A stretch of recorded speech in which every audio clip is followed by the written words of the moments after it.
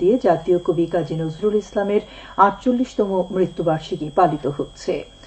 ১৩৮৩ বঙ্গাব্দের ১২ই ভাদ্র তিনি শেষ নিঃশ্বাস ত্যাগ করেন। ১৩০৬ বঙ্গাব্দের ১১ই জ্যৈষ্ঠ পশ্চিমবঙ্গের বর্ধমান জেলার চুরুলিয়া গ্রামে কাজী নজরুল ইসলামের জন্ম।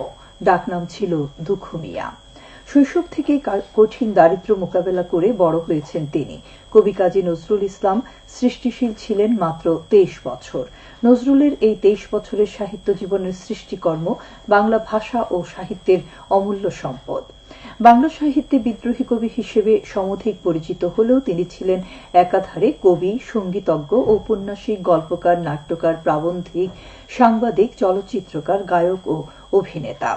তিনি বৈচিত্র্যময় অসংখ্য রাগরাগিনী সৃষ্টি করে বাংলা সঙ্গীত জগৎকে মর্যাদার আসনে অধিষ্ঠিত করেছেন।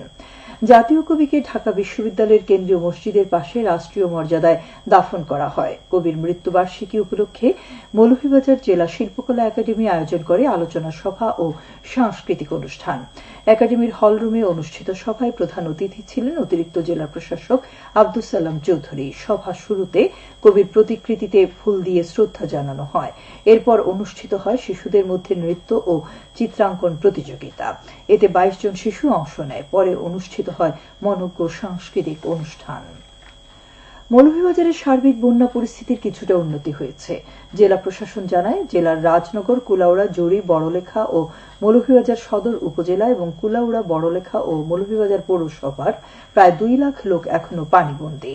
বিভিন্ন রাজনৈতিক দল, পেশাজীবী ও সামাজিক সংগঠন, বৈষম্য বিরোধী শিক্ষার্থী এবং সেনাবাহিনী পানিবন্দী লোকজনকে উদ্ধার ও ত্রাণ সামগ্রী বিতরণ করছেন।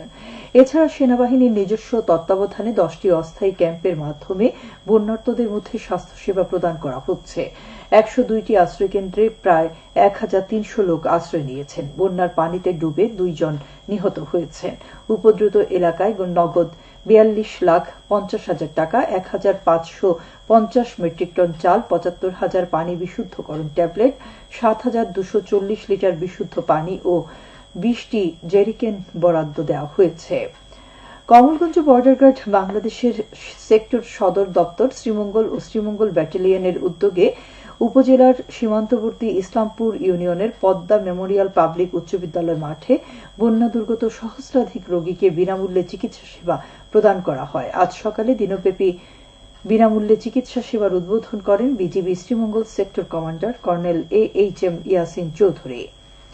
এ সময় উপস্থিত ছিলেন ৪৬ ব্যাটালিয়নের অধিনায়ক লেফটেন্যান্ট কর্নেল মোহাম্মদ মিজানুর রহমান শিকদার ও সহকারী পরিচালক মোহাম্মদ জামাল হোসাইন।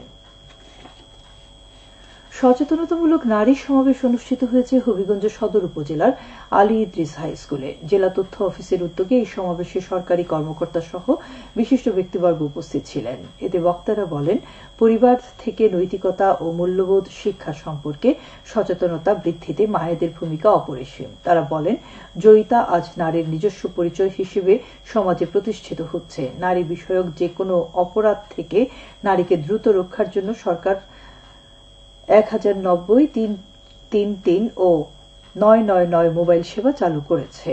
এক্ষেত্রে মাঠ পর্যায়ে নারী উদ্যোক্তাগণ সম্পূর্ণরূপে গুরুত্বপূর্ণ ভূমিকা পালন করতে পারেন। হবিগঞ্জের চুনারুঘাটি Masud Chowdhury high school and কলেজে ষষ্ঠ ও সপ্তম শ্রেণীর শিক্ষার্থীদের মধ্যে স্কুল ব্যাগ বিতরণ করা হয়েছে। আজ কলেজে আয়োজিত অনুষ্ঠানে এ সময় ইউপি চেয়ারম্যান মুস্তাফিজুর রহমান, রিপন সহ শিক্ষক, অভিভাবক ও গণ্যমান্য ব্যক্তিবর্গ উপস্থিত ছিলেন। ইউনিয়ন পরিষদের বার্ষিক উন্নয়ন তহবিলের আওতায় এসব উপকরণ বিতরণ করা হয়। সিলেটের গোলাপগঞ্জ উপজেলার লক্ষ্মণবন ইউনিয়নের কমলগঞ্জ বাজারের গ্রামীণ সড়ক পাকাকরণ কাজ এগিয়ে চলছে। এ পর্যন্ত ৮০% কাজ শেষ হয়েছে। বাকি কাজ আগামী মাসের মধ্যে সম্পন্ন হওয়ার কথা রয়েছে। এতে ব্যয় হচ্ছে ১,৮,০০,০০০ টাকা। স্থানীয় সরকার প্রকৌশল অধিদপ্তর এই প্রকল্পটি বাস্তবায়ন করছে। উন্মুক্ত জলাশয়ে পোনা মাছ অবমুক্ত করা হয়েছে আজ সুনামগঞ্জের শান্তিগঞ্জ উপজেলায়। উপজেলা মৎস্য অফিসের উদ্যোগে সুনামগঞ্জ সিলেট সড়কের ডাবর ব্রিজ সংলগ্ন মহাসিং নদীতে প্রায় ৪০০ কেজি পোনা মাছ অবমুক্ত করা হয়। সুনামগঞ্জের মেওয়াখালা মাঠে শহীদ president Ziaur Rahman gold cup football টুর্নামেন্টের পুরস্কার বিতরণী আজ অনুষ্ঠিত হয়। এতে চাঁদপুর স্পোর্টিং ক্লাব চ্যাম্পিয়ন এবং বৈরাগীবাজার একাদশ রানার্স আপ হওয়ার গৌরব অর্জন করেছে। টুর্নামেন্টে ৩২টি দল অংশ নেয়। সবশেষে আবহাওয়া। রাত 1টা পর্যন্ত পূর্বাভাসে বলা হয়েছে সিলেট ও পার্শ্ববর্তী এলাকার জন্য কোনো সতর্কবাণী নেই এবং কোনো সংকেত দেখাতে হবে না। আজ সিলেটের সর্বোচ্চ তাপমাত্রা ছিল 34.4 ডিগ্রি এবং সর্বনিম্ন 27 ডিগ্রি সেলসিয়াস। বাতাসের আর্দ্রতা ছিল সকালে 74 এবং সন্ধ্যায় 63%। আগামীকাল সিলেটে সূর্যোদয় হবে ভোর 5টা 32 এবং অস্ত যাবে সন্ধ্যে 6টা 14। সংবাদ শেষ হলো। পরবর্তী স্থানীয় সংবাদ প্রচারিত হবে আগামীকাল সকাল 8টা 10। আল্লাহ হাফিজ। শুরু হচ্ছে